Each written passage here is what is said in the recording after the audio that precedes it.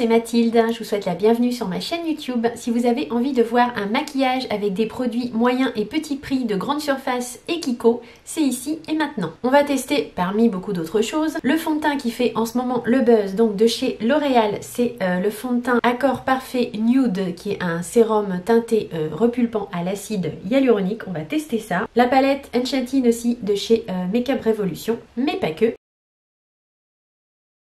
Et vous allez assister aussi à une petite catastrophe make-up avec ces deux produits que j'ai voulu tester pour faire des taches de rousseur. Je vous en dis pas plus, à tout de suite. Première chose, je vais mettre des petites barrettes. Celles-ci, je les ai trouvées sur Amazon. J'essaierai de vous retrouver le lien si ça vous intéresse. C'est des petites barrettes en fait comme ça qui ne sont pas coudées. Donc en fait, quand vous venez les mettre sur vos cheveux, surtout quand vous venez les enlever, ça vous fait pas des plis quoi en fait. Donc c'est vrai que c'est assez sympa. On va commencer par appliquer la base. Donc la base, je vais prendre celle de chez Kiko, de la collection Charming Escape. Donc c'est une collection qui est sortie en septembre, mais elle attendait là que je fasse la vidéo, je l'avais toujours pas déballée, donc j'ai décidé de l'utiliser dans ce maquillage petit prix. Donc c'est une base de teint en gel qui est censée avoir un effet un petit peu matifiant, c'est une base verte qui serait un petit peu le dupe de la base de Guerlain, je vous remettrai le visuel ici. Alors la base de Guerlain je l'ai pas, mais du coup je me suis dit je vais tester la base de chez Kiko. C'est la Watery Blurring Primer, elle est vendue au prix de 12,99 €, elle fait 30 ml.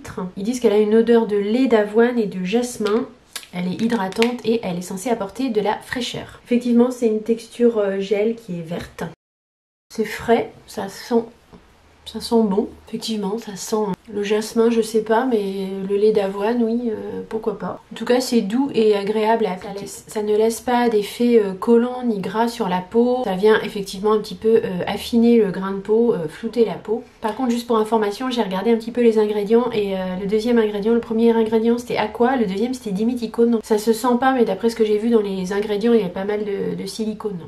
On va maintenant venir tester ce fameux fond de teint qui fait le buzz. Donc c'est un fond de teint de L'Oréal, c'est l'Accord Parfait Nude. C'est un sérum teinté qui est censé être repulpant. Il y a 1% d'acide hyaluronique pur à l'intérieur. Je vous lis ce qu'ils disent. Ils disent que c'est un fond de teint au fini nude avec une couvrance légère. Il est censé unifier, illuminer le teint, faire un fini peau nue, peau parfaite, éclatante. Ils disent que c'est un produit donc, qui est allié à l'efficacité soin d'un sérum pour donner une peau repulpée et des ridules lissées. Il coûte dans les 15 € à peu près, après ça dépend de là où vous allez le prendre. Moi je l'ai pris à Monoprix, j'ai dû le payer dans ces eaux là. J'étais pas spécialement partie pour acheter ce fond de teint, mais bon je suis tombée dessus et puis comme je l'ai vu plusieurs fois en vidéo qu'apparemment il est fantastique, je me suis dit on va tester. Et moi ici j'ai pris la teinte 3-4 parce que ça marche par deux teintes en fait, enfin c'est 1-2, c'est teinte 1-2 c'est light, 2-3, enfin voilà c'est par paire. Et moi j'ai pris donc 3-4 light medium. J'avais pas 36 000 choix de teintes dans le Monoprix, hein. En gros il y en avait 2 ou 3, mais c'est la teinte qui m'a paru la plus correspondre à ma carnation, donc on va voir. Ils indiquent qu'il faut bien le secouer pour mélanger les pigments, donc c'est ce que nous allons faire.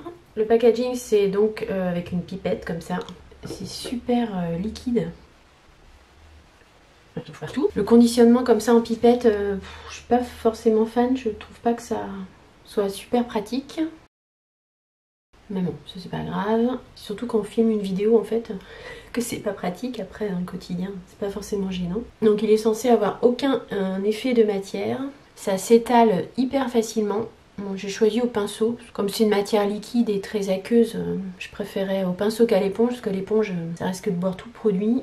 Et je vous montre de près ce que ça donne. Bah écoutez, il tient effectivement vraiment ses promesses. C'est imperceptible en fait sur la peau, on voit absolument pas qu'il y a un fond de teint, qu'il y a de la matière ou quoi que ce soit. Donc il promet un fini peau nue parfaite, bah effectivement c'est exactement ça en fait, c'est un fini peau nue, vous avez l'impression d'avoir... c'est votre peau en mieux en fait. Le grain de peau est effectivement lissé, unifié, la couvrance est très légère, enfin légère quoi. La couvrance est légère mais moi ça me suffit. Après si vous cherchez quelque chose de très couvrant, ça va sans doute pas vous correspondre. Vous voyez, on voit encore mes petites taches pigmentaires. Bon, moi après ça me dérange pas trop. On peut toujours revenir faire des corrections de toute façon par dessus. À voir, ils disent que c'est également en plus un sérum, donc j'imagine que si vous le mettez régulièrement, c'est censé un petit peu repulper la peau et lisser les ridules. En tout cas, c'est ce qu'il promet. Je pense que c'est un fond de teint qui doit être relativement bien adapté à tous les types de peau. Mixte, grasse, ça doit passer aussi. Sèche bien sûr aussi puisqu'il a un petit côté hydratant. Je pense que c'est un fond de teint idéal à appliquer au quotidien si vous voulez avoir un teint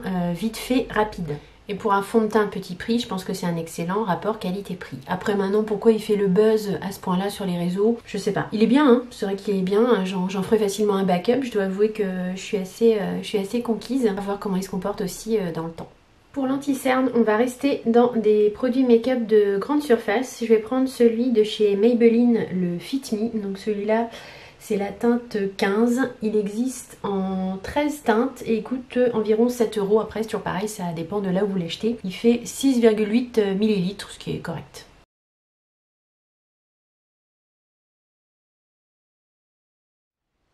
Bah, il est très bien cet anti-cerne, il a pas trop filé dans mes petites ridules, il a une couvrance je dirais moyenne, il est pas hyper couvrant mais il est pas trop épais non plus donc c'est parfait. À première impression franchement je le trouve vraiment très bien cet anti-cerne. Vous allez vous dire mais qu'est-ce qu'elle fait avec sa serviette autour du cou? J'ai envie de tester ces fameux petits Magic Retouch pour faire les taches de rousseur à la façon Marion Caméléon, mais alors je vous avoue franchement que je suis un peu stressée, je sais pas du tout si je vais y arriver. J'ai fait un petit essai sur une feuille de papier, j'arrive moyennement à doser les gouttelettes donc je sais pas, on va peut-être bien rigoler.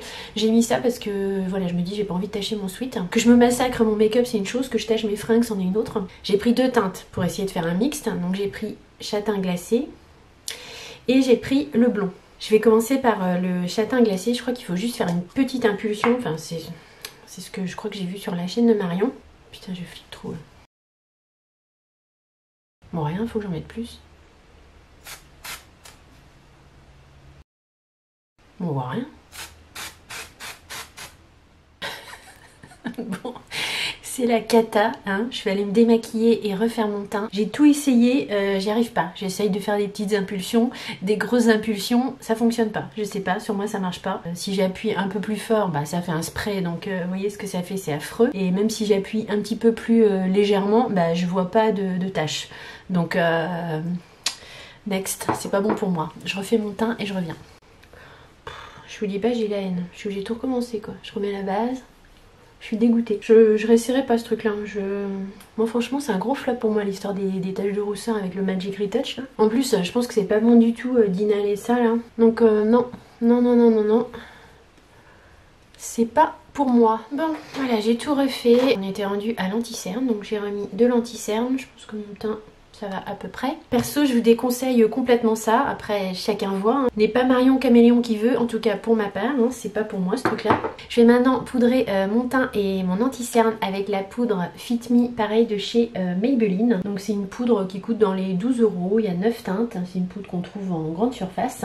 Donc c'est la matte plus poreless, là je l'ai en teinte 220. Elle se veut faire un fini naturel pour une peau normale à grasse, elle absorbe l'excès de sébum, estompe les pores et lisse le grain de peau. Est-ce que ça va être la vidéo de la misère dans le genre gag aujourd'hui? C'est pas mal. Je vais commencer par le dessous de l'œil.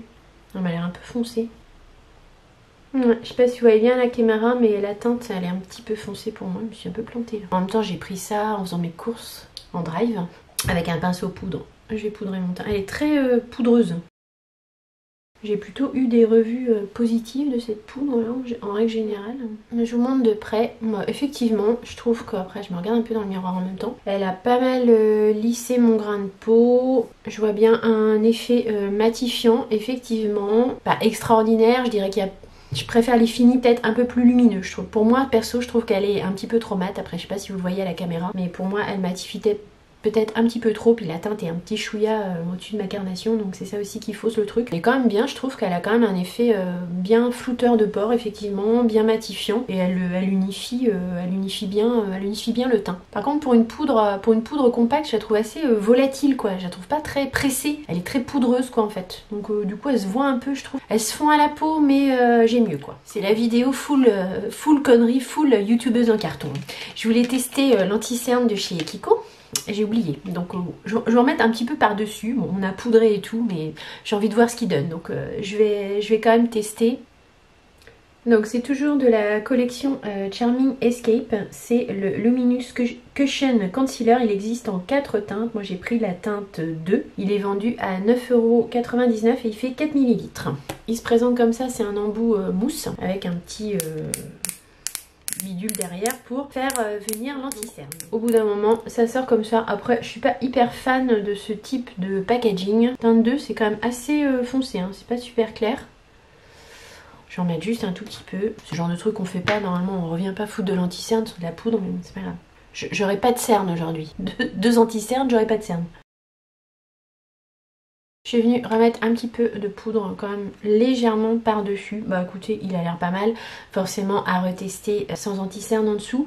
Mais il n'a pas rajouté de matière. La couleur a l'air pas mal. Il est assez fin. Voilà, il n'est pas trop épais en tout cas. À retester, mon première impression, il a l'air pas mal. Je suis venue mettre de la poudre sur mes sourcils comme d'habitude. Et en fait, ce que je vais faire pour continuer à le tester, je vais en mettre en base à paupières en fait. C'est une texture très fluide. Hein. C'est pas épais du tout, je trouve.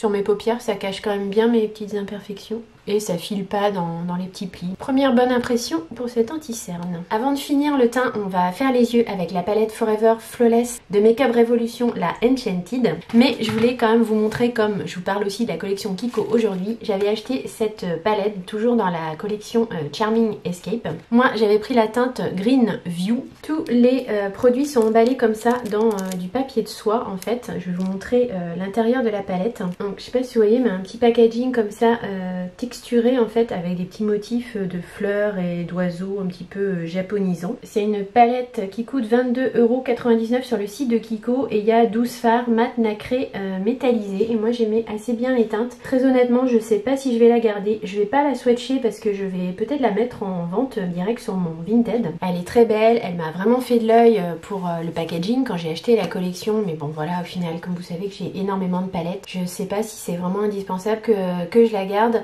Donc je vais vous mettre les références de mon Vinted en barre d'infos. De toute façon j'ai mis pas mal de make-up aussi en vente, donc si vous voulez aller voir les références en barre d'infos, je vous invite à aller voir.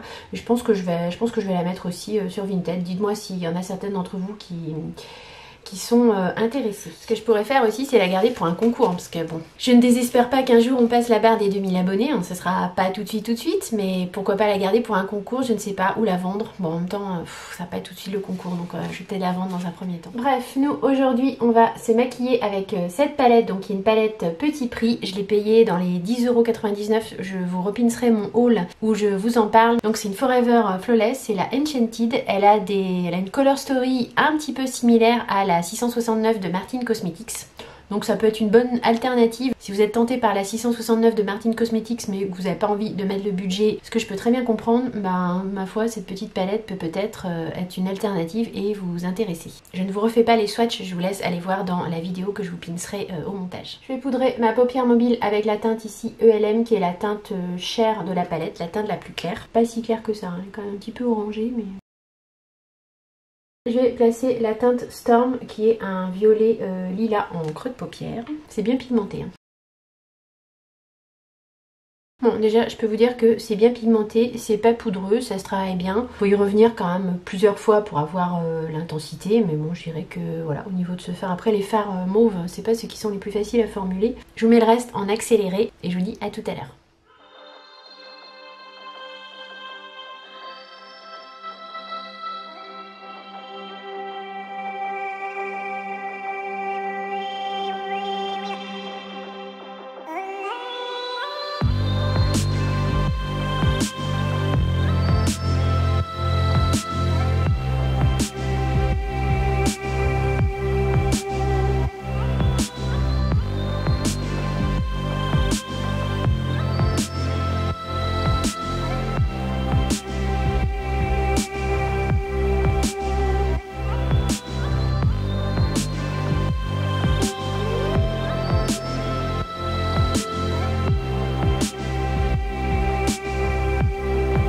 Terminé le maquillage des yeux avec la palette Enchanted. Franchement j'ai trouvé très bien cette palette. Les fards se travaillent très bien, il n'y a pas de chute, sont pas poudreux, la pigmentation est très correcte. Moi j'aime beaucoup la color story. Puis je sais pas si vous avez vu en dernier, j'ai placé donc ce petit fard là, le fard blanc pailleté qui est le fard Frost. C'est idéal pour venir redonner un petit peu de lumière à la fin sur votre paupière mobile en fait. C'est ce fard là qui manque un petit peu je trouve dans la palette de Martin Cosmetics, un fard un petit peu peps pour redonner un peu de lumière. On va maintenant finir le teint avec les produits de Kiko. Donc je vais utiliser le bronzer toujours de la collection Charming Escape. Donc c'est le Silky Bronzer. Je l'ai pris en teinte 02 qui était la teinte Unique Sienna. Il y avait deux teintes dans cette collection de bronzer. Et le Unique Sienna c'était le plus froid des deux en fait. L'autre était un petit peu plus chaud. Donc le packaging c'est toujours pareil, ça se présente dans du papier de soie. Je sais pas tester encore. Voilà, toujours, alors, je sais pas si on voit trop bien à la caméra, mais en fait il y a des petites branches, des oiseaux, des fleurs, c'est ouais, très japonisant en fait. Vous avez également un joli dessin dans le bronzer, une belle fleur. Ils font toujours des packaging magnifiques chez Kiko. Bon, ils arrêtent pas de sortir des collections. On a à peine le temps d'en tester une qu'il y en a une autre qui sort. Mais leurs packaging sont vraiment très attirants. Je vais prendre ce pinceau pour l'appliquer. C'est un Sephora Pro, le Précision Poudre 59. Mais franchement, j'en suis pas super contente parce qu'il perd un peu ses poils. Ils sont super bons. En plus, il y a des bonnes odeurs, quoi. Bon, après, si on n'aime pas les parfums dans le maquillage, ça va peut-être pas vous convenir, mais c'est pas... Voilà, c'est une odeur quand même assez légère. J'aime beaucoup la couleur, c'est une couleur effectivement froide. Il n'est pas trop pigmenté, mais juste ce qu'il faut. Bon, là, ça paraît plus foncé à la caméra qu'en réel, ça fait toujours ça, je sais pas pourquoi. Ils se font bien à la peau, il est facile à travailler. Bon, je vous dis pigmenté, mais pas trop. Pas plus mal pour un bronzer. Je vais appliquer maintenant l'highlighter, toujours de la même collection. L'highlighter, je l'avais pris en teinte Rose Garden, la teinte 03. Ah non, c'est pas l'highlighter, ça. Non, c'est le blush. Je dis conneries. Je vais maintenant venir appliquer l'highlighter. Donc l'highlighter, je l'ai pris en teinte 01 Golden Sunbeam. Il y avait deux teintes. Il est vendu 15,99 €. Et il y a 13,5 g de produit. C'est un très bon rapport qualité-prix. Toujours pareil, petit packaging papier de soie. Sauf que cette fois-ci, il est rose avec les mêmes incrustations. Et toujours un petit dessin de fleurs dans l'highlighter. Je prends un pinceau highlighter de chez Beauty Bay. Un peu comme le bronzer, je trouve que la poudre est fine, elle est légère, c'est pas hyper pigmenté, mais du coup ça marque pas les pores, on fait pas de taches, c'est un highlighter assez léger, il est légèrement rosé je trouve. C'est le genre d'highlighter facile à appliquer au quotidien. Je vais maintenant appliquer le blush. Alors le blush ils l'ont fait en packaging plus petit, il y a 3,5 g, il n'y a pas beaucoup en fait. Moi j'ai pris la teinte 3, donc c'est Rose Garden. Pour les blushs il y avait 4 teintes, c'est les Silky Blush et ils étaient à 12,99 €. Et toujours pareil, un dessin de fleurs à l'intérieur. Je vais l'appliquer avec un pinceau biseauté. Il a l'air assez pigmenté.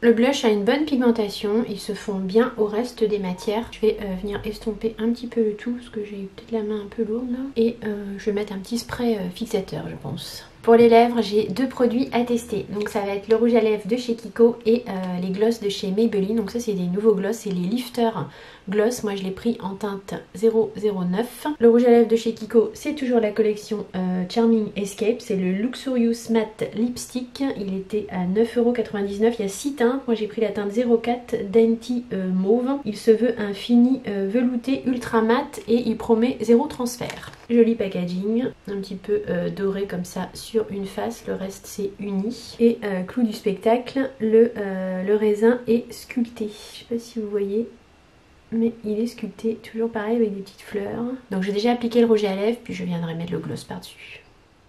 Bon, écoutez, j'aime beaucoup la teinte, il est... pour un rouge à lèvres mat, il est assez confortable. Je trouve que c'est vraiment une jolie teinte. Bon après je sais pas si ça va trop avec les yeux. J'aime vraiment beaucoup la teinte du rouge à lèvres. Il a été facile à appliquer. Il colle pas. Alors sans transfert, on va essayer. Légèrement, il y a un léger... Je sais pas si vous voyez, mais il y a un léger petit transfert. Je pense qu'il tient bien ses promesses. Je vais venir appliquer donc le Lifter Gloss de Maybelline. Moi j'ai pris la teinte 09 Topaz. Il y a 5 teintes. Il est à peu près dans les 7 €. Toujours pareil, ça dépend où vous l'achetez. Ce sont des nouveaux gloss. J'aime bien le packaging transparent avec, voilà, on voit bien à l'intérieur la couleur du gloss. C'est un très gros embout style des gloss de chez Fenty en fait. Hein, clairement, ça ressemble au niveau du conditionnement. Il y a une odeur très sucrée, très vanillée. Je vous montre de près, bah franchement je le trouve très sympa. En plus je trouve que ça va bien sur le rouge à lèvres, ça redonne de la brillance. Il colle pas du tout, il glisse sur les lèvres, c'est un gloss quoi. Il est un petit chouïa épais, mais ça va. Je vous montre le résultat final comme d'habitude et puis on fait une petite conclusion rapide sur les produits.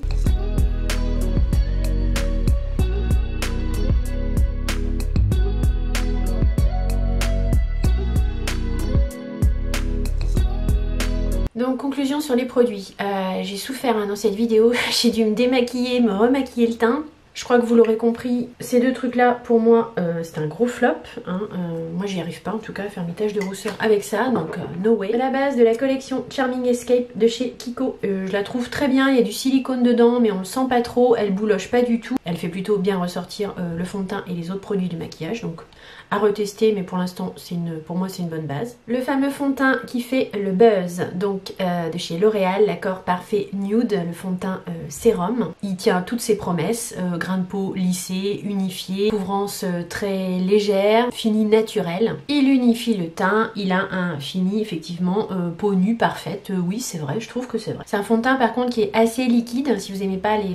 Forcément c'est un sérum, c'est pas vraiment un fond de teint, c'est un fond de teint sérum, donc il est assez liquide. Après moi je suis pas super fan de l'application à la pipette, je trouve qu'on en fout un petit peu partout. C'est pas un frein à l'utilisation du produit, faut juste savoir qu'il est liquide et la couvrance est légère et naturelle. Après voilà, je sais pas pourquoi il fait un buzz pareil, j'ai d'autres fonds de teint qui sont tout aussi bien et qui ont un fini tout aussi bon, mais peut-être parce que pour un fond de teint grande surface petit prix, c'est vrai qu'il est quand même au top. Concernant les anti-cernes, bon c'est une première impression forcément parce que j'ai fait qu'un test. Le Fit Me de Maybelline j'ai trouvé très bien, alors il n'est pas trop épais, il file pas dans les plis, il n'a pas filé dans les ridules, il a une couvrance moyenne à légère, j'ai trouvé plutôt pas mal. Idem pour l'anti-cerne de chez Kiko, bon du coup je l'ai appliqué aussi en base à paupières, il a bien fonctionné, c'est un anti-cerne qui est pas épais, même moins épais que le Fit Me. Il se travaille bien, il a bien caché mes imperfections au niveau des paupières. Le format cushion, bon ça on aime ou pas.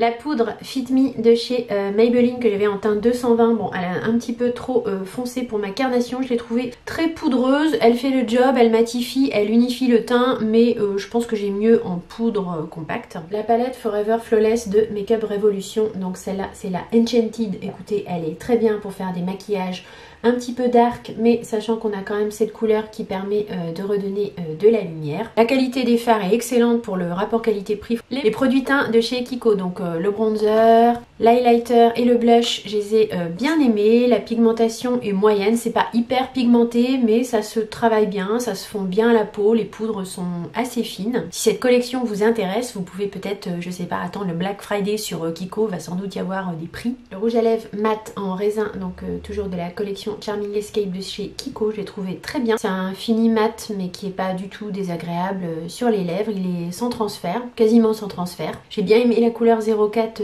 Dainty Mauve, donc ça je recommande ce type de rouge à lèvres. Et je dois dire que j'ai un petit coup de cœur pour ce gloss là, le Lifter Gloss, j'ai bien aimé l'embout, j'ai bien aimé l'application, il colle pas du tout sur les lèvres. Il donne une jolie brillance, je trouve, par-dessus un rouge à lèvres, c'est assez sympa. La vidéo maquillage prix moyen ou petit prix est terminée. J'espère très sincèrement qu'elle vous aura plu. J'espère que vous aurez passé un bon petit moment en ma compagnie. Si tel est le cas, bien sûr, laissez-moi un petit like, un petit thumbs up, un petit commentaire, ça fait super plaisir. Je vous mets tous les liens en barre d'infos, y compris ceux de mon Vinted. Vous pouvez aussi vous inscrire à mon compte Instagram dont je vous mets la référence ici. Et si ce n'est pas déjà fait, bien sûr, je vous invite à vous abonner à ma chaîne YouTube. Je vous fais de gros bisous et puis je vous dis à très vite dans de prochaines aventures make-up.